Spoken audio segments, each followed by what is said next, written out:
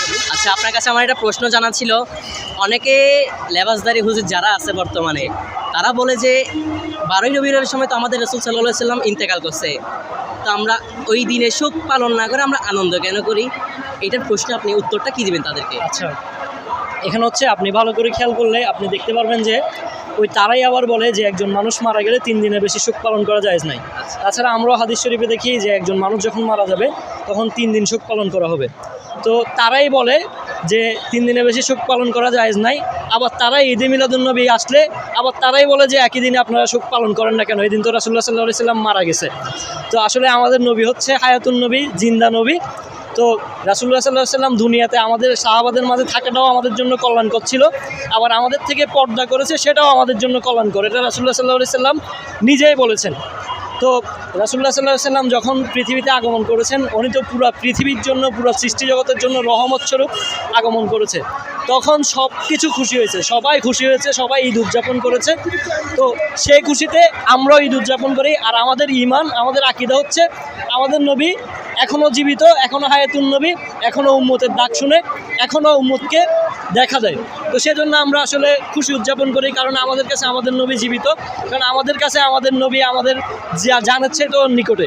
আলহামদুলিল্লাহ। সেজন্য আমরা ঈদ মিলাদুন্নবী উদযাপন করি। আমরা কেন এখানে শোক পালন করব? কারণ নবী তো আমাদের মাঝে আছে, নবী তো এখনও জীবিত। নবীকে তো আশিকে রাসূল যে মন থেকে চায় সে এখনও দিদার পায়। তো আমরা কেন শোক পালন করব? তিনি তো আমাদের জন্য রহমত স্বরূপ। তো আমরা এই জন্য খুশি উদযাপন করি। আচ্ছা, আমার আরেকটা প্রশ্ন ছিল। আছে কোনো শত গত বছর নাকি 60 লাখ মানুষ আনুমানিক ধরা গেছে, তো এই বছর কত হইতে পারে আপনার? ইনশাল্লাহ এবার আমাদের বাতিলরা আসলে যতই অপপ্রচার করুক, যতই ফতুয়াবাজি করুক, কোনো লাভ নাই, দিন দিন আরও বাড়তেছে। ইনশাল্লাহ এবছর আমরা আশা আছি যে 1 কোটিরও বেশি হয়ে যাবে ইনশাল্লাহ।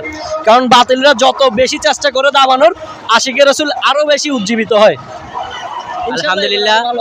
আপনারা দেখতেই পাচ্ছেন আমার ইমানি ভাইয়ের কি সুন্দর একটি বক্তব্য, যে যারা বলে যে আমাদের রাসূল সাল্লাল্লাহু আলাইহি সাল্লাম মারা গিয়েছেন, আসলে আমাদের নবী মারা যায় নাই, তাদের জন্য নবী, তাদের নবী মৃত, তাদের নবী তো মৃত, জীবিত, কিন্তু আমাদের নবী জীবিত। ভাইয়ের উত্তরটি আলহামদুলিল্লাহ মন ছুঁয়ে গেছে ডাইরেক্ট।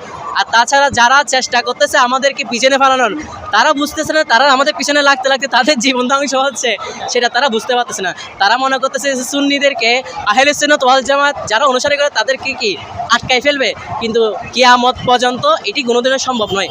কারণ আমাদের নবী সরাসরি বলে গিয়েছেন যে 73 দল থেকে 72 দল জাহান্নামে, শুধু একমাত্র হচ্ছে যে আহলে সুন্নাত ওয়াল জামাত, যারা সাহাবাদেরকে অনুসরণ করবে, যারা নবীর বংশধরকে যারা অনুসরণ করবে, তারাই একমাত্র নাজাতপ্রাপ্ত দল। তাহলে দেখাই যাচ্ছে যে আপনার উত্তরে সর্বশেষ একটি কথাই বুঝেছি, আমাদের নবী জিন্দা। হ্যাঁ, আলহামদুলিল্লাহ, এটা আমাদের বিশ্বাস না করলে আমাদের এটা আমাদের ঈমান।